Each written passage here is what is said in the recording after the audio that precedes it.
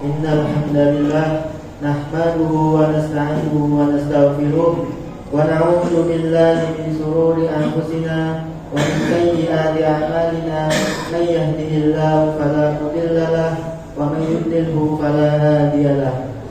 Asyhadu an la ilaha illallah wahdahu la syarika lahu wa asyhadu anna Muhammadan abduhu wa rasuluh alladzi la nabiyya wa la rasula ba'da, amma ba'du. Fa ya ibadallah, usikum wa nafsi bitaqwallah, faqad fazal muttaqun, faqad fazal mu'minun. Haitsu qala tabaraka wa ta'ala, ya ayyuhalladzina amanu taqullaha haqqa tuqatih wa la tamutunna illa wa antum muslimun. Wa qala ta'ala, ya ayyuhalladzina amanu taqullaha wa qulu qawlan sadida yuslih lakum a'malakum wa yaghfir lakum dhunubakum wa may yuti'illaha wa rasulahu faqad faza fawzan 'azima. Jamaah salat Jumat yang berbahagia, marilah senantiasa kita bersyukur kepada Allah Subhanahu wa taala. Marilah kita bersyukur kepada Allah Azza wa Jalla, Rabb semesta alam, atas segala limpahan rahmat dan karunia yang dengannya kita bisa berkumpul di hari yang penuh berkah ini dalam majlis khutbah Jumat yang penuh hikmah. Salawat dan salam semoga senantiasa tercurahkan kepada junjungan kita Nabi Muhammad SAW yang telah membawa rahmat bagi seluruh alam.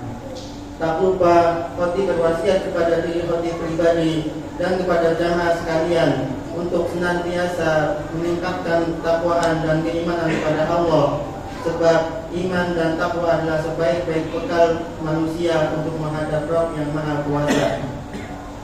Jamaah salat yang berbahagia, manusia adalah salah satu makhluk ciptaan Allah yang diciptakan olehnya dengan kesempurnaan yang sangat luar biasa. Sebagai makhluk yang sempurna, Allah menciptakan kita dengan instrumen yang lengkap, yaitu akal dan hawa nafsu. Para ulama telah menjelaskan bahwa manusia memiliki akal yang memiliki tabiat untuk mendorong manusia kepada kebaikan, sebagaimana sifatnya malaikat. Sedangkan hawa nafsu, ulama menyebutkan hanya rafiqus syaitan atau teman dekatnya setan. Sebab setiap kali hawa nafsu mendorong manusia untuk melakukan kemaksiatan, saat itu pula setan akan membuka jalan agar kemaksiatan tersebut semakin mudah untuk dilakukan. Pertarungan kedua rival ini akan terus terjadi. Maka barang siapa yang akalnya menang dari hawa nafsunya, maka ia akan melakukannya amal kebaikan dan termasuk orang yang beruntung. Sebaliknya, jika hawa nafsunya lebih kuat daripada akal, maka ia akan terjerumus dalam perbuatan dosa dan menjadi orang yang merugi. Namun demikian, kita juga harus mengakui bahwa manusia memiliki sifat fitrah, yaitu cenderung melakukan kesalahan dan lupa. Oleh karena itu, kita tidak pernah terlepas dari melakukan kesalahan dan dosa. Maka dalam khutbah ini, khotib akan memaparkan 4 hal yang dengan izin Allah akan menjadi penghapus dosa manusia. Jamaah sidang Jumat yang berbahagia, yang pertama adalah taubat. Penghapus dosa yang pertama adalah taubat. Ulama menjelaskan bahwa taubat adalah menyesali perbuatan buruk dan dosa yang telah berlalu. Kemaksiatan yang dilakukan manusia perlu untuk disesali karena ia hanya membawa pada kehancuran. Allah telah menjanjikan pengampunan bagi mereka yang bertaubat, sebagaimana firman-Nya dalam surat Al-Tahrim ayat 8. Ya ayyuhalladzina amanu tubu ilallahi taubatan nasuha asa rabbukum an yukaffiru ankum sayyi'atikum wa yudkhilakum jannatin tajri min tahtihal anhar. Yang artinya,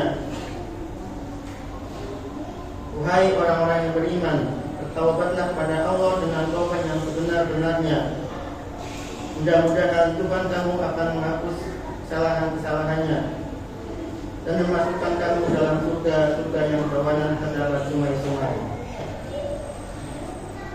Dari ayat tersebut kita bisa renungi bahwa Allah tidak menyebutkan wahai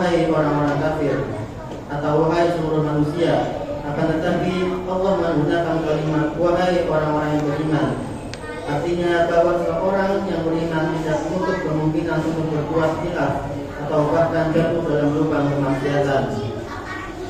Taubat bukan hanya bagi mereka yang keluar dari kekufurannya kemudian menuju Allah, akan tetapi taubat terbuka bagi semua hambanya yang masih mengikrarkan diri sebagai manusia. Bukan hanya bagi orang kafir, musyrik, fasik, dan munafik. Taubat adalah milik orang mukmin juga. Bagi semua yang ingin melepaskan lumuran lumpur kemaksiatan dalam dirinya, Allah masih senantiasa menerima taubatnya dengan nyawa sebelum nyawa sampai di kerongkongan. Seperti sabda Rasulullah SAW, Inna Allah yaqbalu taubatal abdi ma lam yughargir. Yang artinya sesungguhnya Allah menerima taubat seorang hamba selama nyawanya belum sampai ke tenggorokan. Hadis riwayat At-Tirmidzi.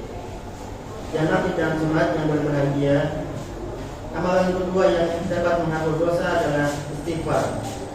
Di dalam bahasa Arab, istighfar bermakna thalabul maghfirah, yang artinya meminta pengampunan. Di kehidupan dunia ini hanya ada dua pengharapan yang sangat ingin kita dapatkan, yaitu ampunan Allah dan ridhonya. Ampunannya menjadi sebab kita terbebas dari api neraka, dan ridhonya menjadi sebab kita masuk ke dalam surga. Jika bukan karena dua hal itu, lantas apalagi yang kita harapkan dari dirinya? Seorang nabi manusia terbaik pilihan Allah, yaitu Muhammad SAW, pada setiap harinya tidak pernah luput dari beristighfar sebanyak 70 sampai 100 kali. Seorang nabi yang maksum, yang sudah terjamin bahwa dosa-dosanya telah diampuni oleh Allah dan yang telah lalu maupun yang akan datang. Beliau tidak pernah sekalipun lupa bahwa beliau juga manusia yang hanya mengharapkan ampunan dan keriduannya. Inilah yang menjadi perbedaan antara istighfar dan taubat. Bahwa istighfar adalah meminta ampunan kepada Allah yang tanpa harus berangkat dari kesalahan. Bukan hanya dapat menghapus dosa, termasuk fadilah atau keutamaan lain dari istighfar adalah dapat memberikan jalan keluar dari kesulitan dan dapat membuka pintu rezeki. Nabi SAW bersabda, "Man lazimal istighfar, ja'alallahu lahu min kulli hammin farjan, wa min kulli dhiqin makhrajan, wa razaqahu min haitsu la yahtasib."